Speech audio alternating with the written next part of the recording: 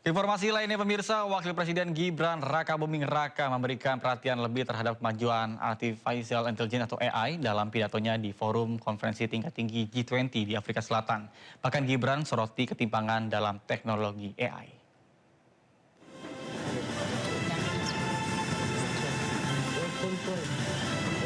Wakil Presiden Gibran Rakabuming Raka berbicara tentang AI dalam pidatonya di sesi ketiga Konferensi Tingkat Tinggi G20 di Johannesburg, Afrika Selatan. Di depan para pemimpin dunia, Wapres Gibran soroti ketimpangan teknologi dalam AI. Lantaran saat ini AI terkonsentrasi di perusahaan milik beberapa negara maju. AI will define economic strength for decades to come.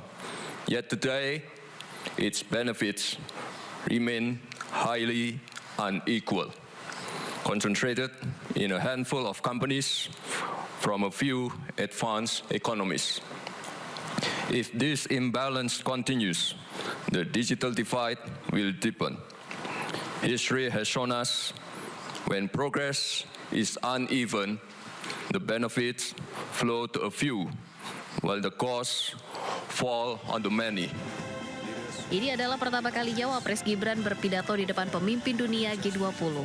Selain menyoroti soal AI, Gibran juga menegaskan Indonesia di bawah pemerintahan Presiden Prabowo Subianto juga mendukung kesepakatan kerja warga negara G20 untuk upah yang adil, kesetaraan gender, hingga perlindungan sosial.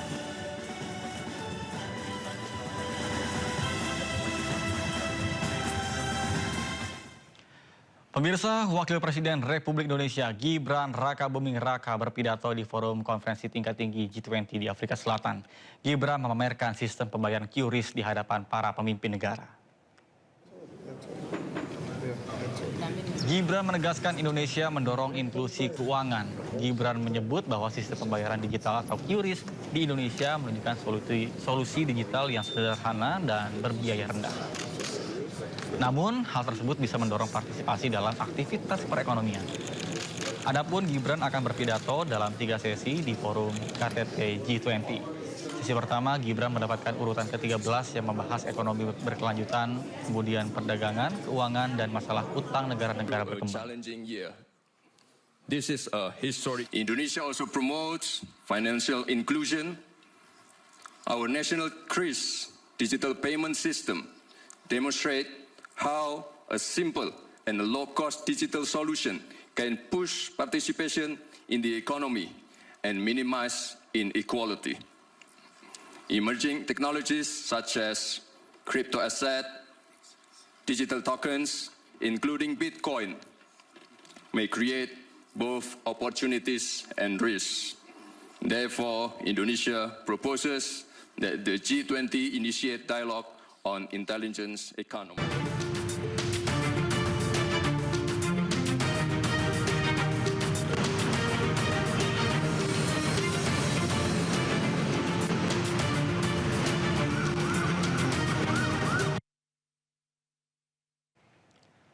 Pemirsa, selanjutnya kami akan mengajak Anda untuk mengetahui pantauan lalu lintas pada hari ini di sejumlah wilayah melalui pantauan CCTV Korlantas Polri. Dan kita akan bergabung dengan Brigadir Treslinda di studio NTMC Polri. Baik, selamat siang Brigadir Treslinda, bagaimana pantauan lalu lintas dari tempat Anda melapor? Silakan.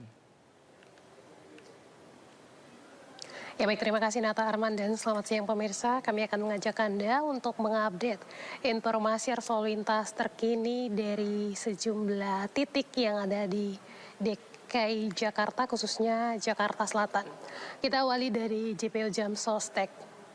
Dari pantauan CCTV kami arus lalu lintas dari arah Pancoran yang akan mengarah ke Semanggi di kedua arahnya dalam keadaan ramai dan lancar, di mana kecepatan kendaraan dapat dipacu dengan kecepatan rata-rata berkisar 60-80 km per jam.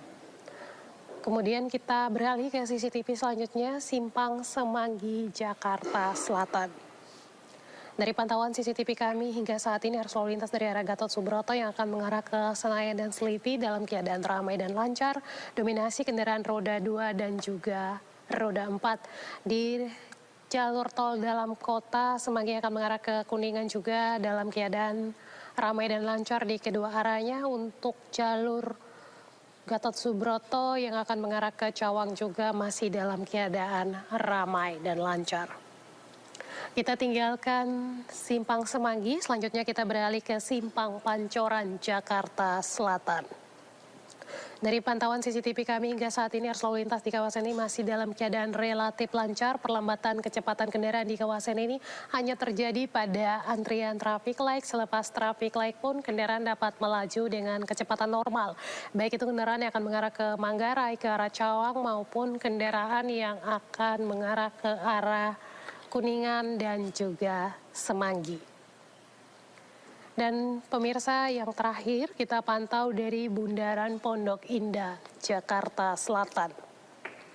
Dari pantauan CCTV kami hingga saat ini arus lalu lintas dari arah Lebak Bulus yang akan mengarah ke Blok M dan juga Fatmawati masih dalam keadaan ramai dan lancar.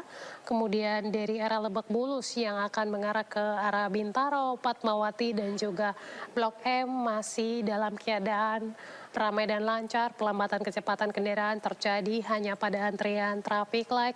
Kemudian kami juga menghimbau bagi para pengguna jalan, terutama roda 2 untuk mengutamakan keselamatan dalam berlalu lintas dengan parkir selalu di belakang garis stop untuk memberi ruas jalan bagi pejalan kaki.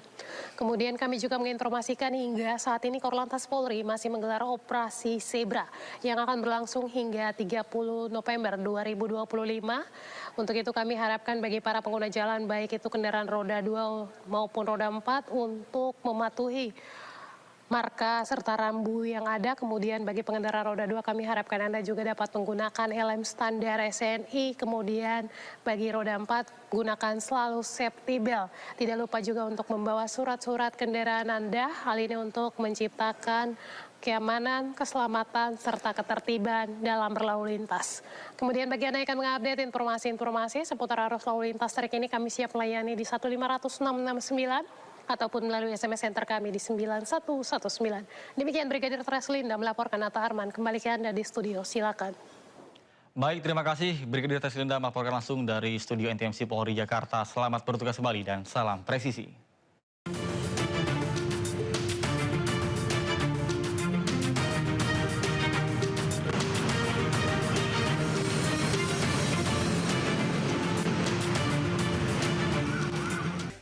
Terima kasih Anda masih bersama kami di Sindo Siang bersama saya Nata Arman. Pemirsa, Polri menggelar apel jajaran Kepala Kesatuan Wilayah atau Kasatwil tahun 2025 di Mako Pusat Latihan Brimob Polri Cikeas, Bogor, Jawa Barat.